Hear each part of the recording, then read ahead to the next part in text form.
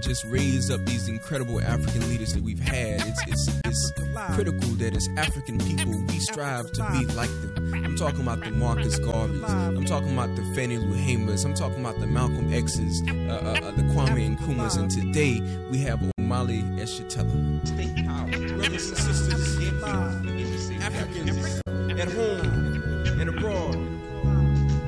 Welcome to Africa Live. Uhuru, and welcome to Africa Live. On Tuesday, November 4th, Barack Obama was elected as the first president of the imperialist United States. While there has been much discussion about what this means for black people in the world, we felt it important to bring the forum here to uhururadio.com, the voice of the International African Revolution. To participate in this discussion on today, we have in the studio with us Omali Yeshitela, chairman of the African Socialist International, who has for more than 40 years been a leader in the International African Revolution. We also have on the line with us renowned journalist and editor of blackagendareport.com, Brother Glen. On the line from London, England, we have Luwezi Kinshasa, Secretary General of the African Socialist International. We also have on the line from Freetown, Sierra Leone, Chernoh Alpha M, who is the director of the Africanist movement, where black presidents and prime ministers have been the norm for several decades. And we also have in the studio with us Penny Hess, the chairwoman of the African People's Solidarity Committee. First of all, I want to welcome everybody to this very significant discussion, and thank you all for being here to participate in it. We might name this discussion the Great Black Hope Discussion, or Great Black Hopeless Discussion, speaking of how many have viewed Barack Obama and his election as the first black president of the United States. How about we begin the discussion with the question that everybody is asking, and that question is Obama's election going to mean a different reality for African people in the U.S.? Chairman, if I can begin with you in answering this question. Well, that was a softball pitch. I mean, but I think we need to do more than, I think that we cannot trivialize the significance of the election itself. And the thing that makes that very obvious is the jubilation that has been experienced by African people all around the world. Throughout this country, I did not, for example, stay up waiting for the election returns, but was awakened in the middle of the night by gunfire and by African screaming in jubilation with the election. And as we will probably hear from comrades in Sierra Leone, West Africa, and in London, England, similar experiences with black people there occurred. And I've seen evidence otherwise of how people made the assumptions that this election was going to be a profound transformation, not only in this country, but for people, and particularly African people around the world. But in addition to just seeing African people acting a certain way, I have seen and heard expressions by North Americans or white people, by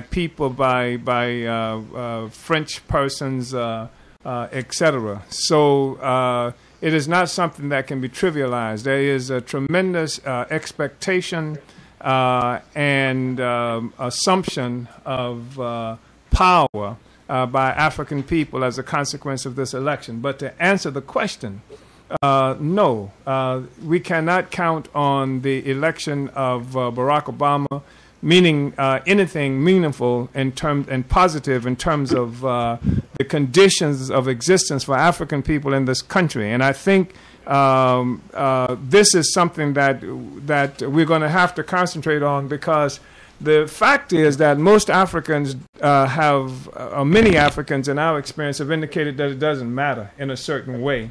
I mean, they've said that, okay, he didn't say anything about us, but he didn't have to, or he couldn't say anything about us, or he couldn't have a program that addressed our interests, otherwise he could not have got elected.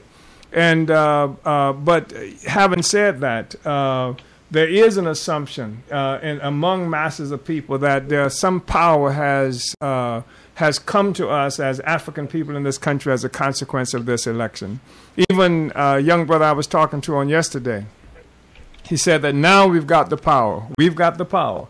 The question is, do we know what to do with it? So there's an assumption out there that African people have power, and I think that's something that we're going to have to work with. I want to say that while I'm speaking here about the implications this has immediately for African people, I think that we have to be concerned that I have always been so happy to say that African people have not taken some opportunistic stance in this country, that our stance in this country has always been one that has been in solidarity with oppressed peoples around the world. When America said we wanted to go kill Iraqis, the African population in this country, 77% of black people in this country were opposed to it. When America fought in Vietnam, the majority of African people, even in Vietnam, fought against it. And when America talks about treating people badly, generally speaking, African people have been on the other side of the question.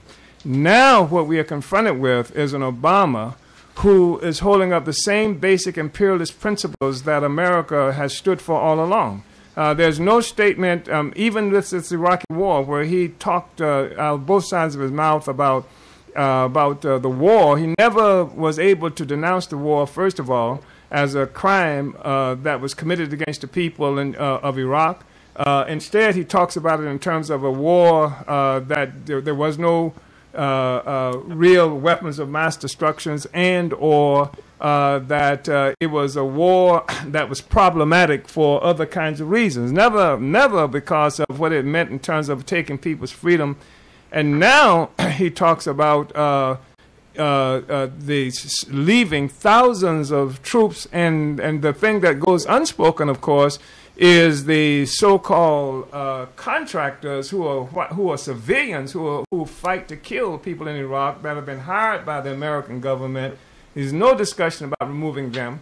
He talks about sending more troops to occupy Afghanistan and keep those poor people oppressed, and about even attacking Pakistan. Obama has said this. So we're looking at the same basic warmongering principles as we must see, because America is an imperialist country.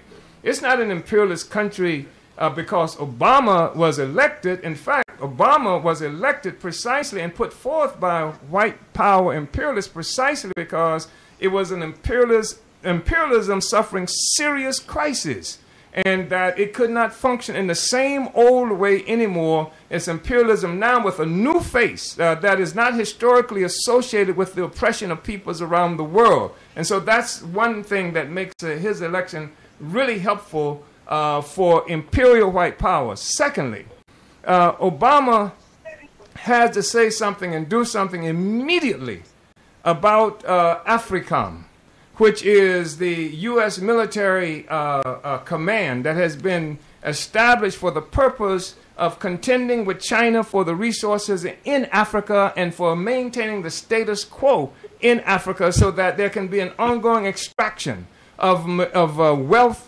from Africa, the national homeland of black people all around the world. Obama has to say something about and do something about the fact that 1 out of every 8 African young men in America is in prison on any given day in this country, or the fact that the unemployment rate and the whole crisis that impacts and has impacted on our community for a very long time.